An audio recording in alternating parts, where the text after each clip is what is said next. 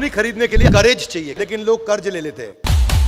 आपको कहीं ज्यादा पैसा तो नहीं देना पड़ रहा कि आप 100 करोड़ की कंपनी खरीदने के लिए 300 करोड़ रुपए खर्च कर रहे हैं। आपको यह भी देखना चाहिए कि मैं लड़ाई तब करूं जब मुझे उसकी अपॉर्चुनिटी वैल्यू बहुत बड़ी मिले। महिंद्रा आया, 100 रुपए की चीज को 10 रुपए में खरीदा और उसको इमीडिएटली 400 रुपए का बना दिया, यानी कि 10 रुपए से 400 रुपए का सफर हुआ। लो परफॉर्मिंग कल्चर क्यों होता है? वीक लीडर के कारण। लो वैल्यू कल्चर क्यों होता है? वीक लीडर के कारण। एक इमोरल लीडर को मारना जरूरी है कि अगर फैमिली में लीडर्स को मैंने मार दिया यहां पे, तो दुर्योधन की पत्नी बच्चे बर्बाद, दुशासन की पत्नी बच्चे बर्बाद, तो भगवान एक और कारण दे रहा हूं कि मैं युद्ध नहीं करूंगा।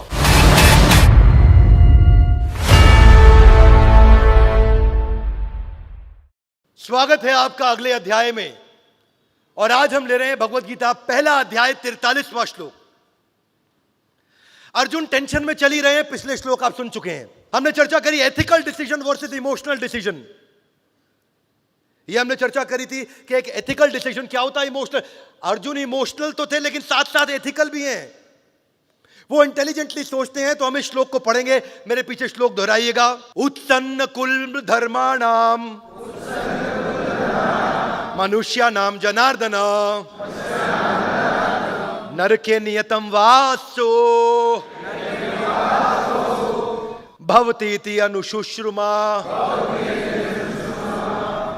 क्या कहते हैं अर्जुन? अर्जुन कहते हैं, हे प्रजापालक कृष्ण, मैंने गुरु परंपरा से सुना है, भवती इति अश्रुश्रुष्णाम, यानी कि मैंने सुना है अनु। यहां पे अनु मतलब अवगतों के, नीचे जूनियर बन के। किससे? अश्रु मतलब सुनना, और सीनियर से डिसाइप्लिक सक्सेशन में, यानी कि गुरु परंपरा में मैंने सुना है। हाथ आगे लाइए। क्या सुना है अर्जुन?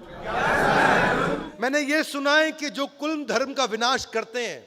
यहां कुल धर्म का अर्थ क्या हुआ? अपनी जो वैल्यूज है कुल की। कुल मतलब फैमिली। कुल मतलब क्या हुआ?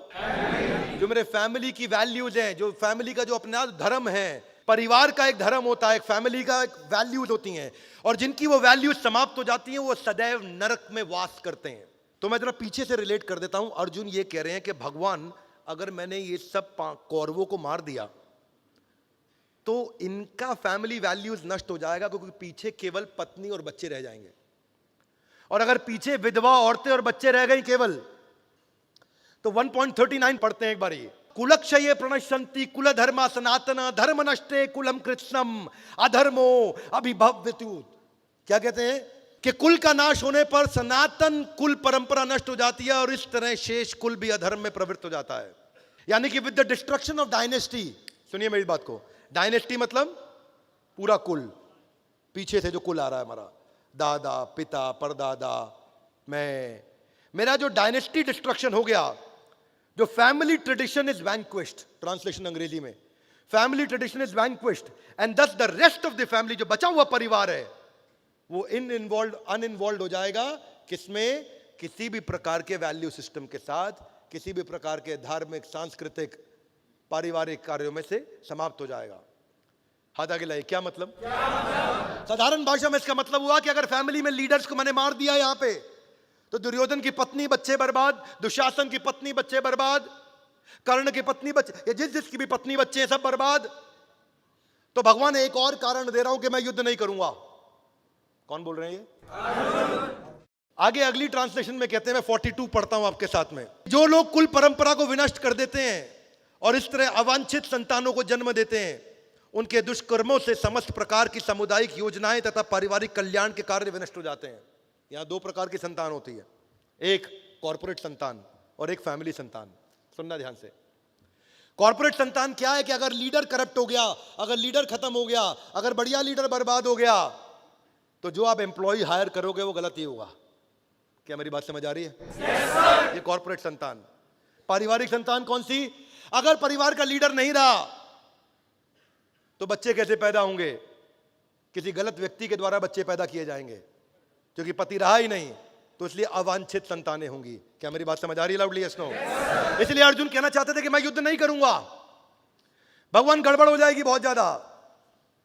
अगले श्लोक में कहते हैं, हे प्रजापालक कृष्ण, मैंने गुरु परंपरा से सुना है, जहां से हमने शुरू किया था, कि जो लोग विनाश कर देंगे इसका, वो सदैव नरक में वास करते हैं। नर के नियतम वासो, हाथ आगे लाइए। नर के नियतम, नियतम मतलब रेगुलरली, वासो मतलब वास करता है। भवती, ये भव सुना आपने वर्ड भव, आयुष्मान भव, ऐसा हो, ऐसा होगा। भवती मतलब ऐसा होगा।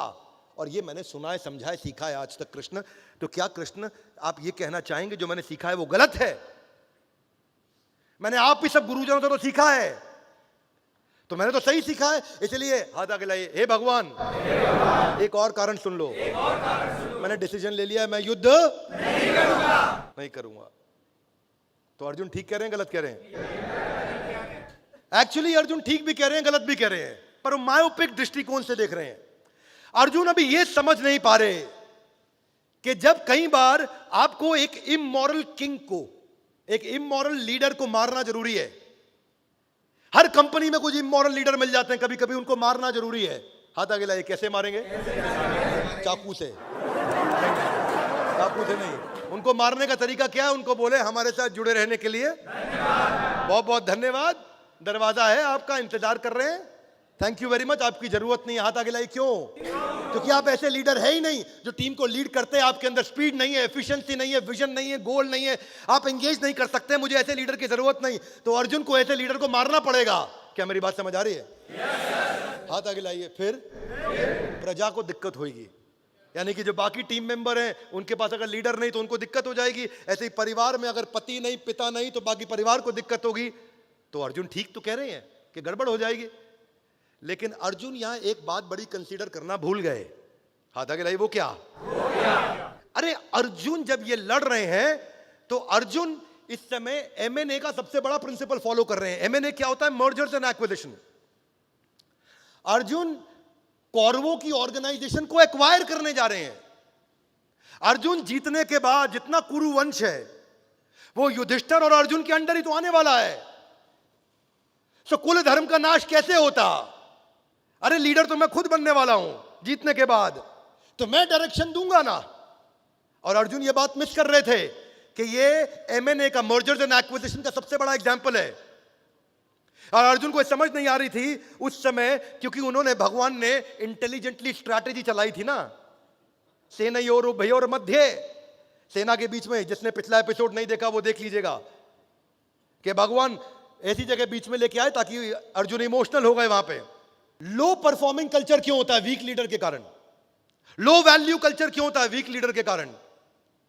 इसलिए हमेशा बिल गेट्स क्या बोलते हैं? अपनी कंपनी के 10% लीडर्स को और पूरी कंपनी के 10% एम्प्लॉइज को हर साल निकालना चाहिए। क्या मेरी बात समझ आ रही है? और यहां पे अर्जुन उनको निकाल रहे हैं ताकि एवरेज परफॉर्मेंस के कल्चर को खत्म कर सके। लीडर बनने से पहले मेरा काम होता है अपने आप को ठीक करना, लीडर बनने के बाद मेरा काम होता है अपनी सारी प्रजा को ठीक करना। अब अर्जुन ये समझ नहीं पा रहे थे कि मैं जो ये एक्विजिशन कर रहा हूं उसके मुझे फायदे और नुकसान क्या होंगे। आपको क्या लगता है क्या फायदा होगा? पहला फायदा ये होगा, इकोनॉमीज ऑफ स्केल बिल्ड होगा। क्योंकि मैं केवल पहले पांडु पुत्र था, अब मैं इस समय भरतवंशी एक ऐसा राजा बनने वाला हूं जिसमें मैं दोनों डायनेस्टीज को लीड करूंगा। तो मेरी एक लीडरशिप 2 डायनेस्टीज को ड्राइव करेगी, सेम लीडरशिप बिगर टेरिटरी को ड्राइव करेगी, नई ज्योग्राफी को ड्राइव करेगी। उसको ये समझना था कि मेरी अब प्रोडक्टिविटी और बढ़ेगी, मेरी मैन पावर की, मेरी उतनी मैन पावर अब ज्यादा एफिशिएंट काम कर पाएगी, दूर तक इंपैक्ट ला पाएगी, क्योंकि मेरे शेयर्ड रिसोर्सेज होंगे जो अब कौरवों को भी लीड करेंगे। क्या मेरी बात समझ आ रही है? वो युद्ध के बाद को ठीक से पूरा नहीं देख पा रहे थे। वो ये नहीं देख रहे थे कि मेरी फाइनेंशियल कैपेबिलिटी बढ़ेगी और मैं अपनी प्रजा को और अच्छा से देख पाऊंगा। हाथ आगे लाइए। कैसे? क्योंकि नए एसेट जो कौरवों के थे वो अब पांडवों के हो जाएंगे। क्या मेरी बात समझ आ रही है? वो ये नहीं समझ पा रहे थे कि मेरी टेक्निकल कॉम्पिटेंस बढ़ेगी, मेरे पास आर्म्स और एम्युनिशन एक्स्ट्रा आ जाएंगे। वो ये नहीं समझ पा रहे थे कि मैं अब यहां पे मेरी डोमेस्टिक मार्केट प्रेजेंस से एक इंटरनेशनल ग्लोबल प्रेजेंस हो जाएगी, क्योंकि कौरवों के सारे अलायंस भी अब मेरे हो जाएंगे। मेरी एक ऐसी गुडविल बढ़ेगी और एक स्पीड आएगी। हाँ, ऐसा नहीं केवल फायदा ही फायदा है, युद्ध में नुकसान भी होते हैं। हाथ आगे लाइए। कैसे? देखिए, डीमेरिट्स भी हो सकते हैं। आपको क्या लगता है क्या डीमेरिट होंगे क्या अर्जुन के एक्विजिशन पे? क्या नुकसान होंगे? अर्जुन अगर उनको एक्वायर करने जा रहे हैं, जो कंपनी को एक्वायर कर रहे हैं उसके जो एम्प्लॉय बचे हुए हैं उनके माइंड में इनसिक्योरिटी होती है, ये नई कंपनी आएगी क्या होगा, जब महिंद्रा ने सत्यम को एक्वायर किया, सत्यम में रामालिंगम राजू का फ्रॉड था, तो लेकिन उनके एम्प्लॉय के मन में था कि महिंद्रा हमारे साथ क्या करेगी। ऐसे ही कौरवों के जो बचे हुए परिवार हैं, उनके सदस्यों के मन में ये शंका हो सकती है कि पांडव हमारे साथ क्या करेंगे। क्या मेरी बात समझ आ रही है? इनसिक्योरिटी हो सकती थी, पर क्योंकि युधिष्ठिर है यहां पे, तो युधिष्ठिर ये उतने ही सच्चे इंसान है जितना सच ये है कि सूरज उगेगा और ढलेगा। एक एक्विजिशन का और नुकसान हो सकता है कि आपको कहीं ज्यादा पैसा तो नहीं देना पड़ रहा कि आप 100 करोड़ की कंपनी खरीदने के लिए 300 करोड़ रुपए खर्च कर रहे हैं। कौरवों को हराने के लिए जितनी ताकत लगनी थी उससे ज्यादा ताकत तो नहीं लग रही अर्जुन की। क्या मेरी बात समझ आ रही है?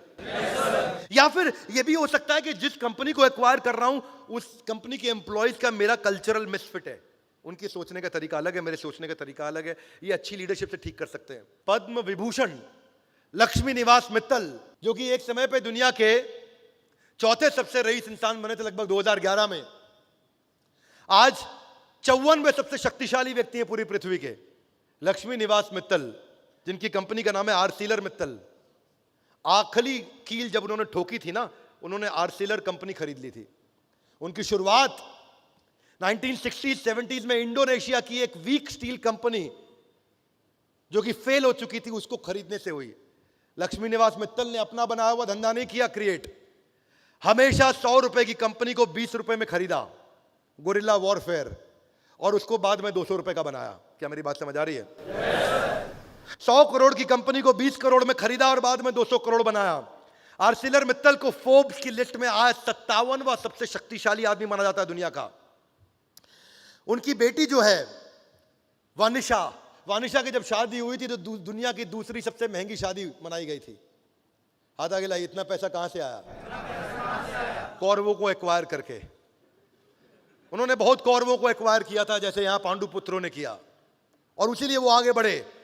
पहला रिस्क उनका 1976 में था, और आज कजाक सरकार की एक वीक कंपनी थी, जो सरकारी कंपनी थी, उसको खरीदने के बाद ये 2004 में 5 मिलियन मेट्रिक टन का जो उन्होंने प्लांट लिया था, उसके बाद ये सबसे पावरफुल हो गए थे।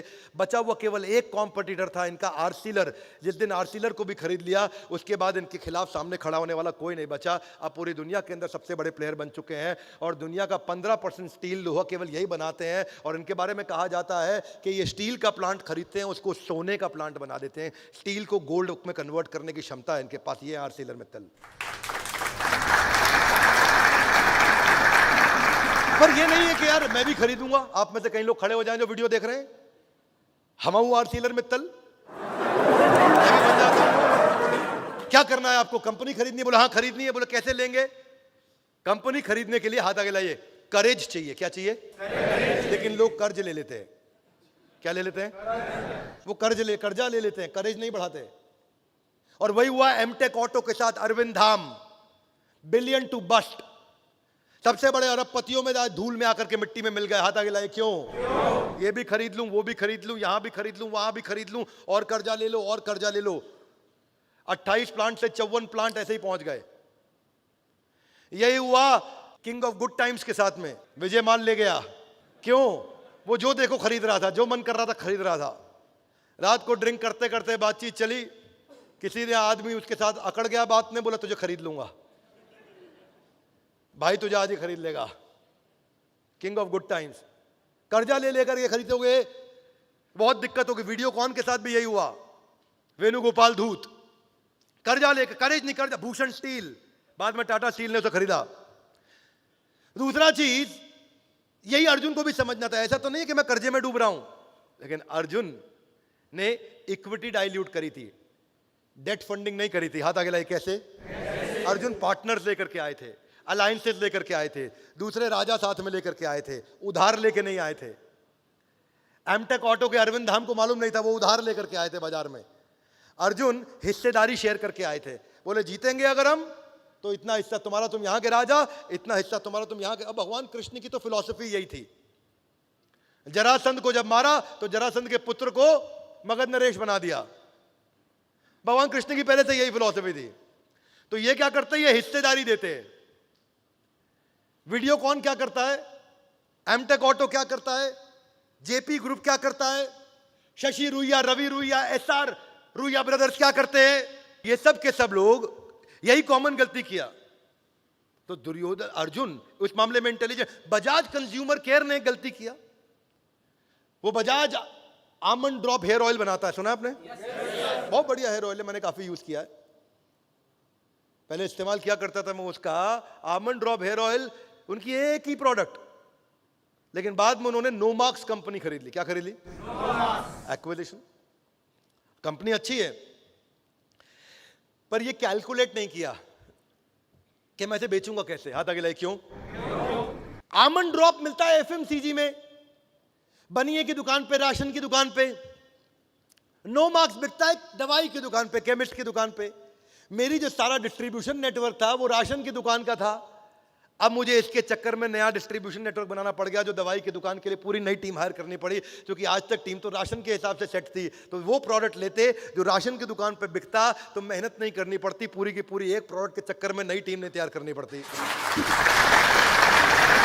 तो ऐसा ना हो जाए यहां बैठे कई लोग वीडियो देखते हुए सोचे हम आर सीलर मित्तल, क्योंकि जो आप खरीदने जा रहे हो उससे अपनी ब्रांड आइडेंटिटी को समझो। हम जब पूरा कंटेंट बनाया 1 लाख वीडियोस का बड़ा बिजनेस जूनियर, तो पूरा घर में बैठ के नहीं बनाया, कुछ बाजार से एक्वायर करके लाए हम, कुछ हमने बनाया। हमने उस वेंडर से बनाया जिसने 3-4 स्टार्टअप्स के लिए बनाया था, तो उसके साथ हमने उसकी एक्सपर्टीज देखी, उसका एक्सपीरियंस देखा, उसके साथ बनवाया। क्यों? क्योंकि ये प्रोडक्ट मेरी आइडेंटिटी को मैच करता है। पर पतंजलि ने ये गलती कर दी, वो उन प्रोडक्ट को उठा के ले आया जो उनकी आइडेंटिटी से मैच ही नहीं करता था। मैं हूं स्वदेशी लेकिन बेच रहा हूं जीन्स। बाद में पतंजलि को हटाने पड़े वो प्रोडक्ट। क्या मेरी बात समझ आ रही है? स्नो। जबकि ओला ने टैक्सी फॉर श्योर खरीदी, वो उनकी आइडेंटिटी को मैच करता था, तो वो एक्विजिशन अच्छा है। फेसबुक ने, देखो ये भी देखना चाहिए कि इस ब्रांड का भविष्य क्या है। फेसबुक ने इंस्टाग्राम और व्हाट्सएप को खरीदा, भविष्य को समझ पा रहा था। क्या मेरी बात समझ आ रही है? स्नो। आपको यह भी देखना चाहिए कि मैं लड़ाई तब करूं जब मुझे उसकी अपॉर्चुनिटी वैल्यू बहुत बड़ी मिले। सत्यम के अंदर, सत्यम का शेयर मार्केट में शेयर रोज रोज औंधे मुंह गिर रहा था, उसकी कीमत खत्म हो गई थी, 1/10 कीमत नहीं रह गई थी, पर कंपनी में दम था, लीडर चोर था। महिंद्रा ने क्या बोला? मैं खरीदता हूं उसको, लीडरशिप मैं दूंगा। ये रियल एग्जांपल ऑफ महाभारत। यहां आकर के अर्जुन ने सस्ते में कौरवों को 18 दिन में निपटा दिया पूरा प्रोजेक्ट। यहां तो एक कंपनी खरीदने में 1-1 साल लग जाता है। क्या मेरी बात समझ आ रही है? और उन्होंने आकर के देखा कि भाई सत्यम बढ़िया कंपनी है, लेकिन लीडर रामलिंगम राजू गलत आदमी था। महिंद्रा आया, 100 रुपए की चीज को 10 रुपए में खरीदा और उसको इमीडिएटली 400 रुपए का बना दिया, यानी कि 10 रुपए से 400 रुपए का सफर हुआ। क्या मेरी बात समझ आ रही? Loudly yes no. रैनबैक्सी में भाइयों का झगड़ा चल रहा था, सन फार्मा आया, उसने रैनबैक्सी खरीद ली।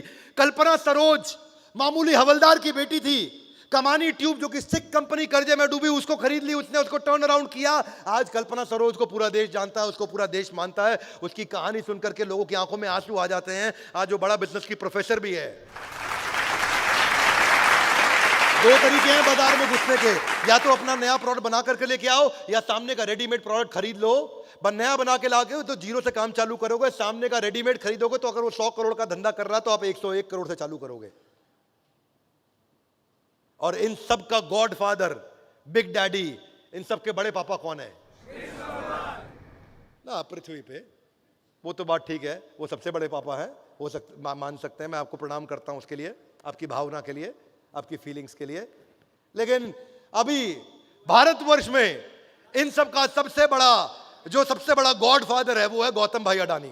गौतम भाई अडानी एक ऐसे आदमी है जिन्होंने लगभग कोई भी कंपनी खुद नहीं बनाई, इन्होंने सब कुछ खरीदा है। ये वेट करते हैं किसके ऊपर ईडी की रेड पड़ी है, ये वेट करते हैं किसको और भी वॉच डॉग्स जाके कंट्रोल कर रहे हैं, रेगुलेट कर रहे हैं। और वो जब कंपनी टूटने लगती है, बर्बाद होने लगती है, तो ये पहुंच जाते हैं, उसको खरीद के ले आते हैं। पिछले 5-7 सालों के अंदर 100 से ज्यादा कंपनियां खरीदी गौतम भाई अडानी ने। इनको बोलते हैं किंग ऑफ एक्विजिशन। इनके बारे में बोला जाता है ये बिजिएस्ट डील मेकर हैं गौतम भाई, busiest deal maker, king of acquisition. ACC के अलावा आज बाद में सीमेंट से लेके, पोर्ट से लेके, एनर्जी से लेके, सोलर से लेके, डेटा सेंटर से लेके, डिफेंस से लेके, मैन्युफैक्चरिंग से लेके, पावर ट्रांसमिशन से लेके, कोई धंधा नहीं बच रहा जहां पे कोई धंधा करता और गौतम भाई जाके उस कंपनी को ना खरीद के ले आए हो। वो कहते हैं मैं क्यों चालू करूं, तुम कर रहे हो ना, तुम्हें चलाना नहीं आता, हम तुम्हारी 100 रुपए की चीज को 10 रुपए में खरीदेंगे, अपने पोर्टफोलियो में लाते ही 200 रुपए की बना देंगे। और वही कारण है गौतम भाई अडानी इतने कम टाइम के अंदर भारत के सबसे अमीर इंसान बने और दुनिया के भी सबसे अमीर 5 लोगों में उनका नाम आया। Are you with me loudly? Yes no? ये टर्न अराउंड मॉडल है। अर्जुन भूल गया था कि वो टर्न अराउंड मैनेजमेंट पे काम कर सकता है। उसको ये टेंशन हो गई कि दुर्योधन की और कौरवों की पत्नी और बच्चों को क्या होगा। वो ये भूल गया कि मैं टाटा ग्रुप की तरह काम कर सकता हूं। मैं loss making Jaguar land rover जो 2008 में $520 मिलियन का नुकसान कर रही थी और 2018 आते आते वो $3.5 मिलियन के प्रॉफिट में आ गई। यही कौरव सारे के सारे आज जो इतना नुकसान कर रहे हैं, जब मैं इनको एक्वायर कर लूंगा तो मैं इनको प्रॉफिटेबल एंटिटी बना सकता हूं, क्योंकि मैं पांडव टाटा ग्रुप की तरह रन करता हूं, ईमानदार आदमी हूं। वॉलमार्ट जब इंडिया में आया तो हमारे देश की सबसे बड़ी एक्विजिशन करी, $16 बिलियन की 80% में उसने खरीद लिया फ्लिपकार्ट के अंदर। जब जोमेटो को आगे बढ़ना था तो उसने देखा उबर ईट्स का जो इंडिया वर्जन है, जो डिलीवरी करता है, जो खाने की डिलीवरी करता है, उसको ले लिया तो उबर ईट्स के सारे कस्टमर आपके हो गए। इसी तरह उबर ईट्स के जितने भी कस्टमर थे वो जोमेटो के हो गए। इसी प्रकार कौरवों की जितनी भी फैमिली है वो अब हमारी फैमिली हो गई। अब उनकी जिम्मेदारी हमारी हो जाती है। इसीलिए पहला अध्याय अब समाप्त होता है जहां पे अर्जुन रो करके परेशान हो चुके हैं और इतना रो चुके हैं, इतना रो चुके हैं। और रोते रोते अब दूसरे अध्याय में आप जाकर के देखोगे कि अर्जुन जाकर के सरेंडर करने वाले हैं और दूसरे अध्याय में जाकर के बोलेंगे दीन बंधु दीनानाथ मेरी डोरी और वहां जाकर के अर्जुन सरेंडर करेंगे और अर्जुन रोते रोते बोलेंगे कार्पण्य दोषो उपहत स्वभावा पृच्छामि त्वाम धर्म सम्मूढ़ चेता। कृपणता के चलते मैं इतना टेंशन में आ गया हूं भगवान, मुझे कुछ समझ नहीं आ रहा। भगवान मैं जीता तो भी हारा, मैं हारा तो भी हारा। अगर मैं हारा ही हारा तो भगवान अब आप ही मुझे जिताएंगे। हे भगवान मुझे अब कुछ भी समझ नहीं आ रहा, मुझे आप कृपा करके ज्ञान दीजिए, अपनी शरण में लीजिए। और तब अर्जुन माइक जो कस के पकड़ के बैठे थे अब उस माइक को ढीला करेंगे और माइक अब कृष्ण के हाथ में आएगा और उसके बाद कृष्ण भगवत गीता जो अपना प्रोडक्ट लेकर के आए शुरू करेंगे।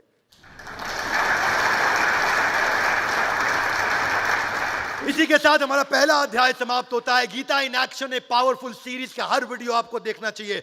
Would you agree with me loudly? Yes no?